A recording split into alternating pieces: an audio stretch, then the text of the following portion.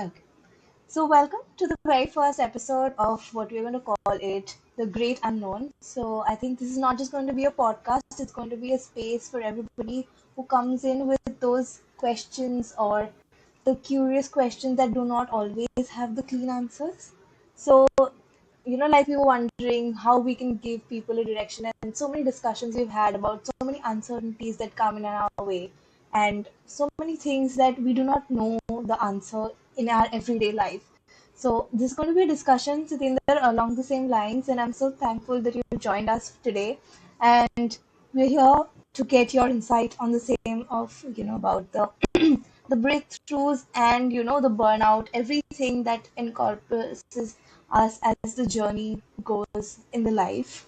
Okay, so let's just get into this conversation today by first understanding that why this name, what is the story behind the name the Great Unknown. Well, I think it's at least not a planned one. By Mhm. the way, thank you for taking this opportunity. Um, it's not a planned title as such. I think this is an expression of what I've been seeing and hearing um, people express. And that unknown comes from a sense of isolation, loneliness that people experience, young adults in particular. And I think this is not a country specific challenge. This is an experience that people are going through globally. And see, loneliness is not a new thing. It's not something that it's just um, somehow popped into our lives. It's a very known phenomenon. But what's changed and what inspired the title is that a lot of people don't even know where it's coming from. They know something's missing but don't know what. And I think I couldn't think of a better title, but it's just an expression. That's such an interesting take. So, can you tell me that this unknown that people are always talking about, how does that feel like to you? Does that feel like maybe emptiness or expansion? It's a very personal experience, actually. What you may be experiencing may completely be different from what people are experiencing. And the source can be different because our stories are different, our journeys are so unique. Um, but I think at the end of the day, something that there is a junction where each one of us meet, no matter what path we've been walking on. That is feeling like we are invisible and inaudible. And so I always I've been very expressive about this experience because I have lived that. So it's like you stand before the mirror, you see nothing. Or you are in a public space or you are sitting amongst friends and as if you are invisible or inaudible to people. And for this unknown experience, it doesn't have to be connected with the absence of something or someone. So people are fulfilled, and a lot of people who have great jobs, good careers, decent money, decent life, and still feel this experience, still feel this way. Or there may be somebody who experiences the absence of a figure, a father, a sibling. So these are all known experiences, right? They know that I am experiencing this because this person or this thing is missing. But this thing, I guess, this widespread experience of feeling like nobody is much more profound because it's unknown. Again, you don't know what's missing, and that the pursuit of trying to figure out what is it pushes people into different directions. So I personally have gone through this, and I'm glad I did because otherwise I wouldn't be here talking about this. The journey through this experience is very isolating. It's very, I'd say, intense. But the good part is if we stay curious, if we stay, there is a sense of desperation as well, for sure. The desperation for companionship. And the companionship is not about a particular relationship. No, it's not about having a romantic partner or having a friend or having a teacher or somebody. The the most, I think, profound companionship we lack is the companionship of self. So I kind of define this experience as loneliness is the absence of self from self. You not feeling connected to yourself, and that's, I think, that's what a lot of people are going through. Very true, actually, Sitender. And like you said, that we all have these journeys that, and these are personal to us, but somewhere we also meet in the middle where we all have certain things that are common to us, or somewhere in the life we felt like that. So for someone who's listening and who right now feels stuck, or maybe, there's a lot of anxiety, there's a lot of stress, there's a lot of uncertainty. So how do you think this unknown could become like a teacher instead of just a source of fear, maybe?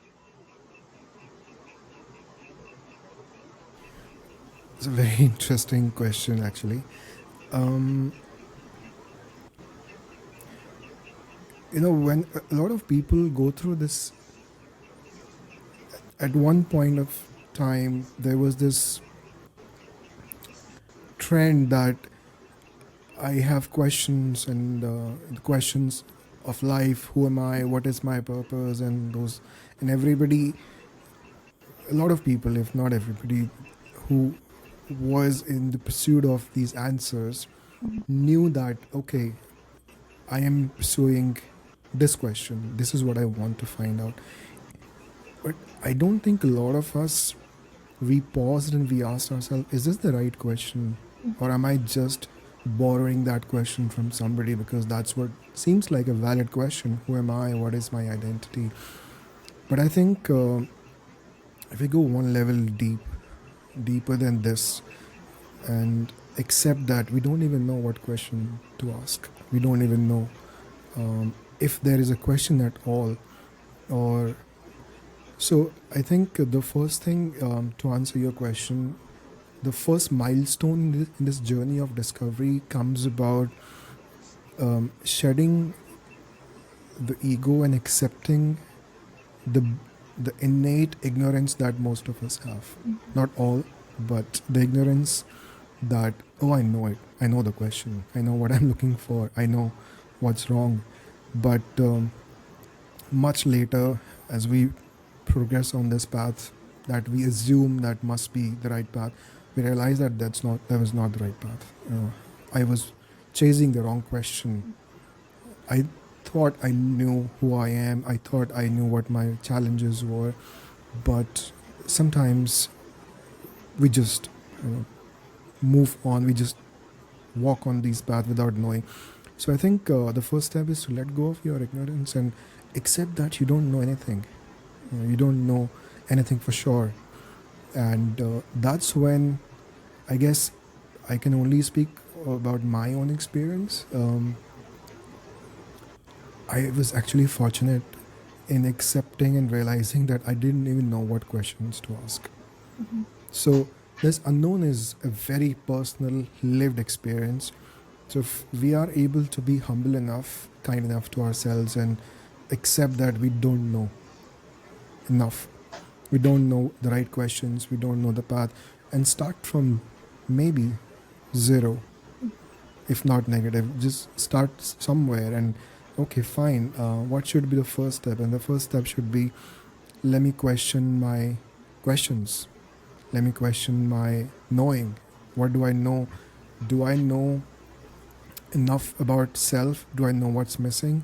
Or is it that, again, that unknown that's pushing me in these directions? And I think another thing that a lot of people don't realize is when we begin our pursuit and we begin chasing these discoveries, who am I, my purpose, my life, my story, all of that, there's one thing that gets missed out a lot, and that is the absence of a teacher. Mm-hmm. Because, first of all, I always find it quite amusing that we have a teacher for language, we have a teacher how to sit, how to eat, how to walk, how to swim, but we never, almost never have a teacher of how to be.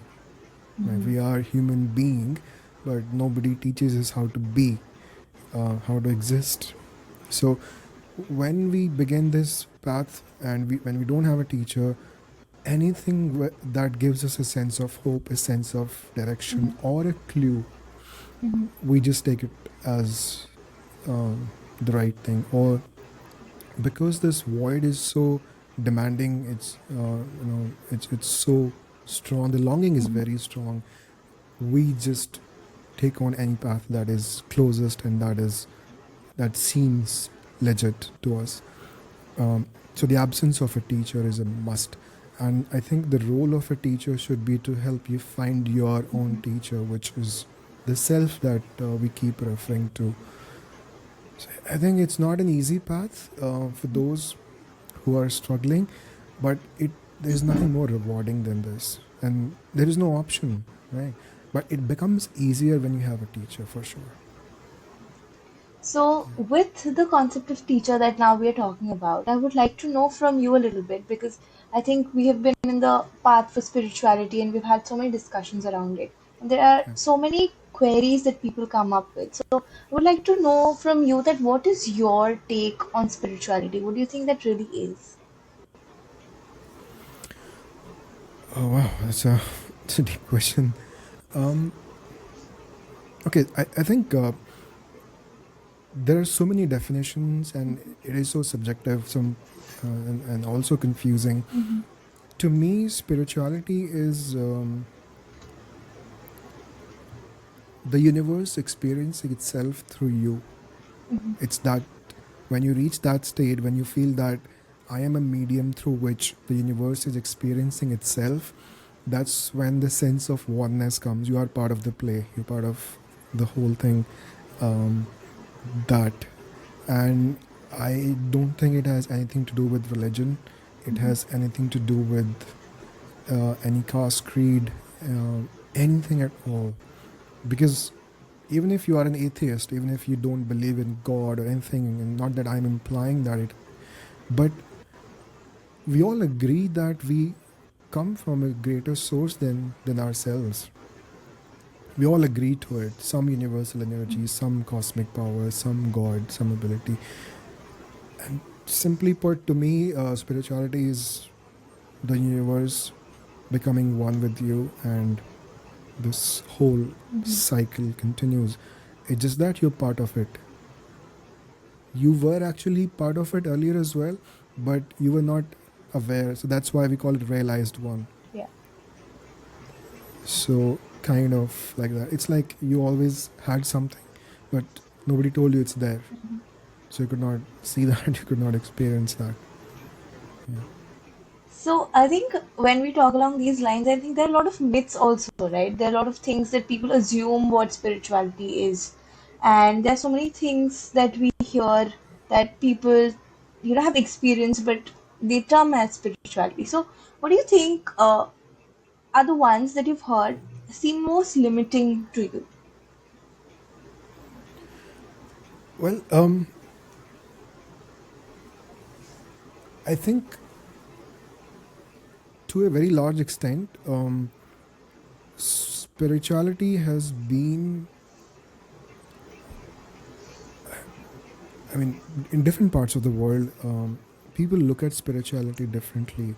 And to some, it may be renouncing the world and becoming a monk, Mm-hmm. or just to give up on your aspirations and follow a particular very strict um, path and very disciplined life.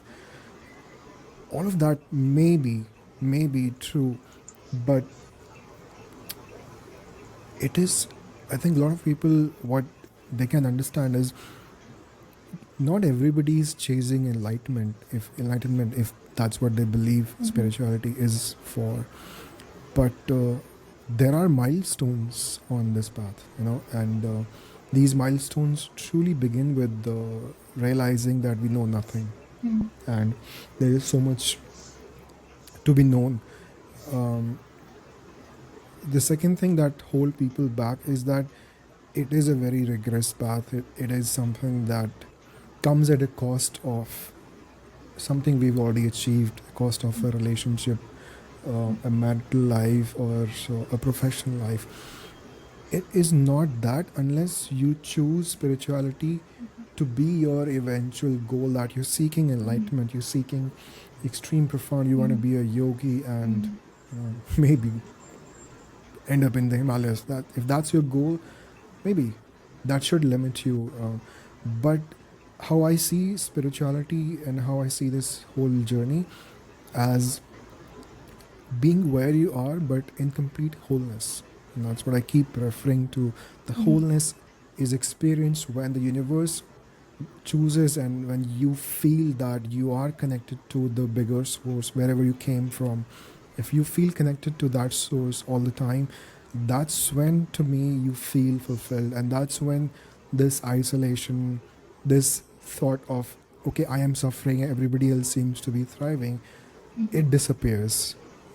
That's when, even if you don't have anybody besides you, you don't feel lonely. And there's a massive difference between feeling lonely and uh, in solitude. So I guess it's living whole wherever you Mm-hmm. are, living in wholeness. Right. So, who do you think this is for? Like spirituality? Is it also for people who do not know that they are spiritual, but because they're not using that word, but they're also somehow practicing it? Who are we targeting? Like, who are we trying to reach out to? No, so honestly, this is not a planned journey. First of all, so some people are born with a spiritual inclination, and some people are always spiritually curious right from a young age. And to some people, the events in life, they lead to their spiritual path. This gateway when they begin to set foot on this path. But I think it is not a planned journey in my experience. You cannot say that I'm gonna be a VP first and then I'll give up on this, or then I will also start looking at my spiritual journey. It is for anybody who, I think, wants to live life uh, in wholeness, or who is at least able to read the signs that the material, the title, the money, they're all great. Spirituality is not the enemy of money and success and everything else. It's not. And I think that's one of the that's also part of the response I gave you about what holds people back. So it's not the enemy of all those things, but in addition to that, what is also about is that there is much more to it. There's much more than having the money, having the power, having everything, and then realizing that all of that was not enough, and that was all perishable. And I guess people who've been at the top, or people who've had all the power once, they realize that it was all very fragile. It Mm-hmm. was probably a fleeting, or not, it didn't have enough depth and meaning. But to be able to have that feeling that it is not enough, you have to go through it. You So, cannot so tell the yeah, kids. exactly. So, like, you have also lived both the lives, right? You've also been in a fast-paced corporate job, and then you've also been in the life of a monk, in the shoes of a monk, and experienced them both. So, what do you think, what was it that cracked you open, and what made you feel like, there was something that was deeper that was calling out to you? I guess I fall in the category of a spiritually curious individual. I was born like that. little bit, but realizing that you're born curious and you have that little seed in you is not enough. Until you water that seed, until you make efforts, work on it, but actually start with reading yourself. And that's why I always, whenever I get into conversations, I ask people, like, who are you? And a lot of people, they very confused. They say, oh, I am this, I'm an engineer. So they tell me that what do they do for their survival. They don't tell me who they are. So I guess it begins with that.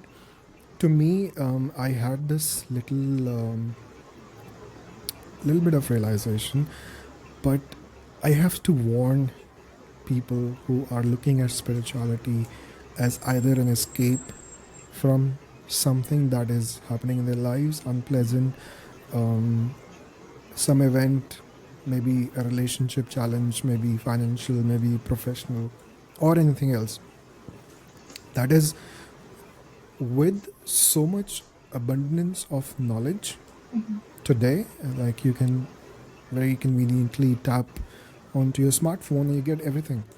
And this is actually it's a good question. And with the abundance of knowledge and quick access to everything, quick access to the resources, you can watch videos and think, oh, I am this, that should be my path. Yeah.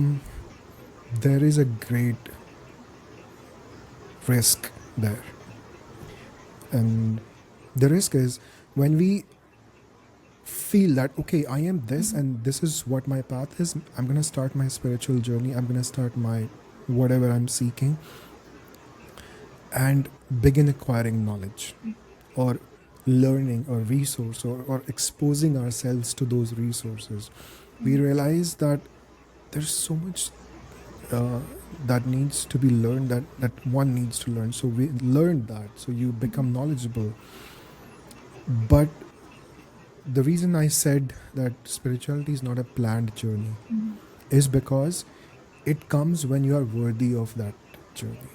It is, I don't know how it happens, but it happens either when you are ready, or the awakening happens once you are worthy of it. So there are phases in it, in this journey. And the biggest phase is realizing or being humble enough to know that you don't know anything. That's, I think, the first thing. Two, we think we are the drivers of our lives. We are the ones who are piloting our lives. Not true. I don't think that's true. Three, we stop opposing things that are probably taking us somewhere. But the danger part is there is one critical, so amongst all these milestones, I should say, there's one critical path that comes, and I call that path is as burning. So that's the title, the burning phase. The burning means the burning of your ego, your negativity, your jealousy, any sense of desires are okay to an extent, but ego is the enemy of spiritual awakening. So what happens is we acquire all this knowledge so much that it begins to kind of nurture the seeds of ego that we already have, if we do not demolish or do not destroy those seeds. And when people seek spirituality, either through mantras or chanting or some form of worship, some form of energy, absorption of that energy, it is possible through knowledge. The first thing it happens is your body and your mind is not used to it. They are not capable of handling that energy, that greater energy that you are acquiring from the source of creation or through chanting. That energy becomes overwhelming. So either your ego flares up, or you fall into the cracks, or you derail yourself. I've seen people falling in the cracks of lust, addiction, extreme ego, Mm-hmm. extreme anger, so much so that violence becomes one of the two, because your body is not able to handle that. So if Mm-hmm. you've not burned all these things and you've already started your journey, Mm-hmm. it will actually push you further away from the path, and in a lot of cases it does a great amount of damage. Mm-hmm. So to me, I guess it came naturally. It came through the burning of, like, it the events that I experienced made me feel so belittled that to a point that I realized and I accepted one night. I don't know where I was, but okay, I do accept that I am nothing. Fine, okay, accept it. Now what? And that's when the real journey begins, because you reset the whole knowing and that assumption that you are something, but not what you think you are. Because we see ourselves from the perceptions of the world, what we are required to be, what we are supposed to be, how we are supposed to act, all of that. Those illusions have to go away. Right. I think one of the queries that we also get a lot, and we get to hear these questions, that there are people who have said that, hey, I've tried everything. I've tried self-help, I've tried therapy, I've tried everything, but still somehow I feel unfulfilled. So what is that thing that you would like to tell them? Um, okay, so all of these things are useful. I'm not against therapy or self help, but you have to, I think it again goes back to the same question. I always ask people, being curious is great and asking the right questions, but there are three questions that you must seek the answers to. One is, who are you, that I spoke about. The second question is, where are you today? And it it actually implies that you look at all you are surrounded by in your personal life, in your social life, in your spiritual life, in your professional life, also physically, like, where are you living? Do you feel connected to the place? Do you feel that you belong where you are physically, in the Mm-hmm. place you're living at? The third question that I ask is, I encourage people to ask is, where do you belong? So if you have at least slightest of the clue to Mm-hmm. these questions, it probably gives you a sense of understanding that, okay, am I probably seeking some support in my relationship? Maybe therapy is going to work, maybe self help is going to work, maybe this. But you can only know once you try, once you explore. And but if you think that whatever you're seeking, I think the notion should be that I am not looking for, I shouldn't be um, pursuing shortcuts. I shouldn't be pursuing, okay, let me use therapy or let me use this book to get me out of wherever I am, whatever I am going through right now.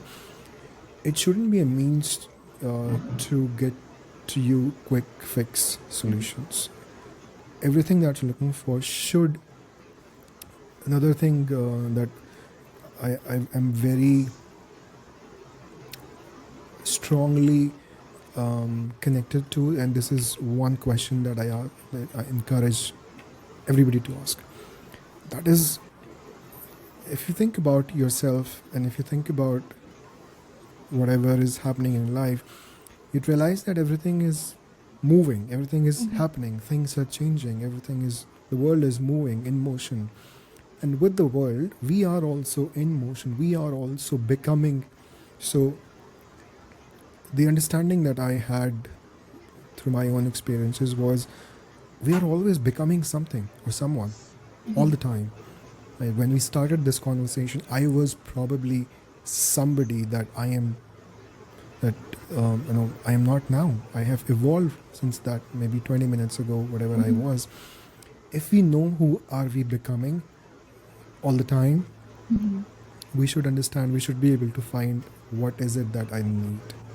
So I wouldn't say there is one solution that works. Spirituality is not for everybody. First, to whatever you're seeking, whatever whoever you are becoming, I think it's far more meaningful to become someone than becoming something, because something is perishable, something is going to go away. Someone is not. That is always going to evolve. It's, I think, beautifully said, Sitender, because I think we all ask so many difficult questions to ourselves and others in our day-to-day life. But the three questions that you just said are so simple. Like, it's like, where are you? Or who are you? We never probably ask ourselves the easiest ones, which can give us so much of insight just by asking these few questions, right? So I think I was thinking about the conversation that we were having, and I think, like you said, that if spirituality isn't about just becoming something new, but remembering who we already are. So can you tell me that how do we begin that? Like, how do we begin that remembering? And especially in the middle of such a busy everyday life that people have.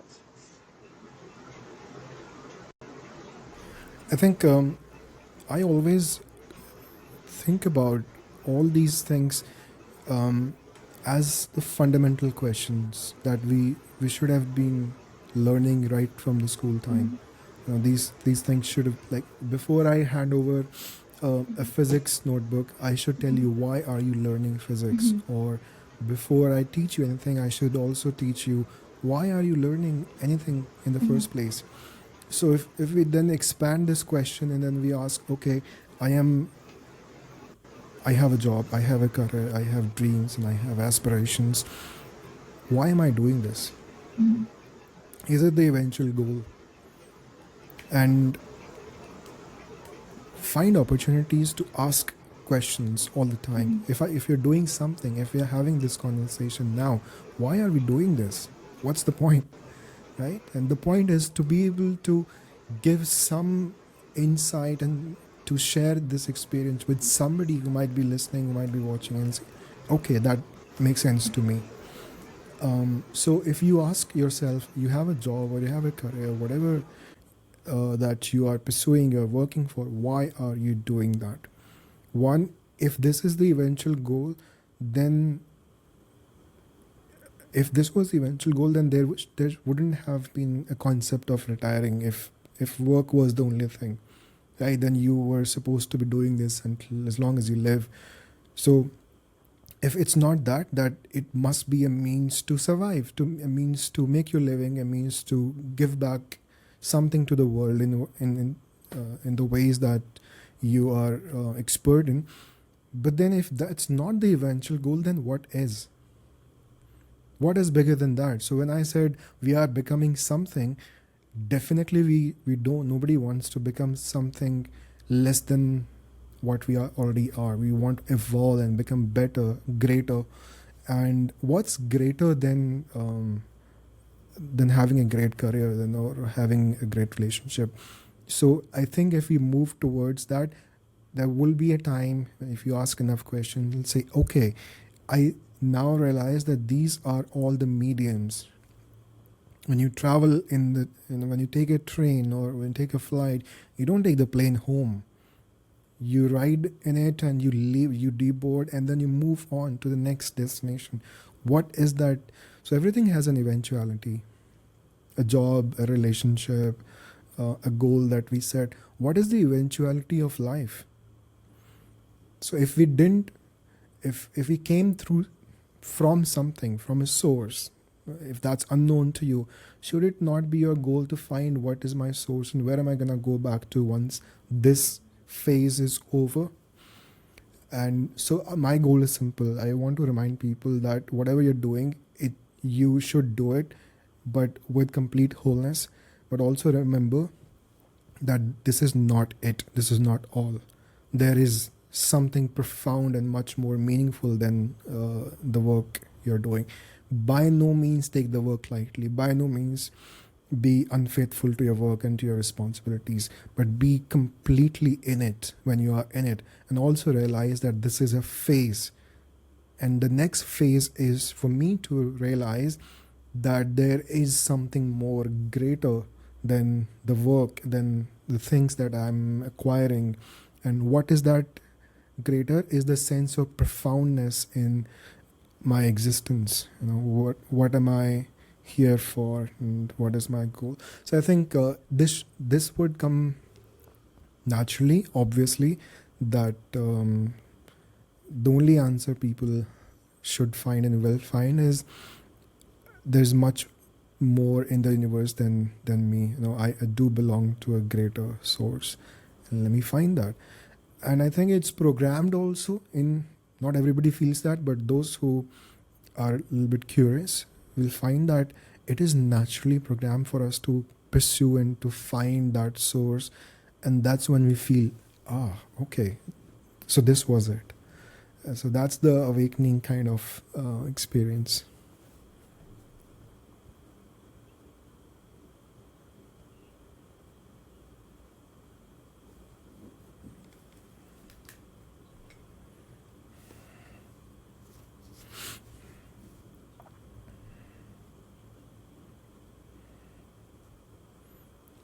I think I don't have advice for people, honestly. I don't believe in telling people something they should do, because I am a hardcore believer of experiences and not um, bits and pieces of wisdom and stuff like that. I think to me, the greatest discovery lies in knowing that we are much more than we perceive ourselves as. We are much more capable, we are much more worthy, there is much more to what meets the eye, what meets the mind, right? So we are much more profound and worthy, and we deserve this experience of wholeness. So I don't want to sound like I am pushing for a certain idea or a philosophy, but to anybody who aligns with this thought, that I don't want to quote, but there is somebody I really admire who has been at the top and who's seen the world. The world is, um, he's at the top. And he does talk about this kind of stuff, and he says, wow, I realize now that I'm here and I am kind of like standing on the peak, I feel this is nothing. Right? This is not it. From the ground level, it seems so big and so powerful, but it's not. It's so perishable. So if wherever you are, start with the notion that there's much more, and accept that humility. We know nothing. So knowing and realization should be the goal. Knowing is not enough. Experience it yourself. That's, I think, helpful.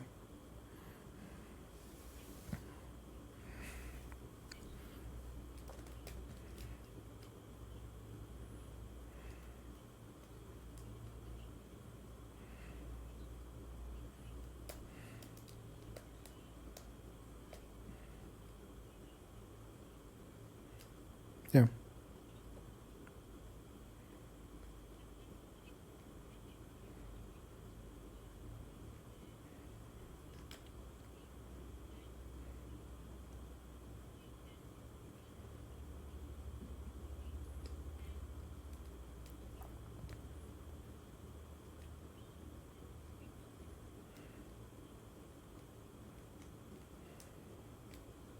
Yes.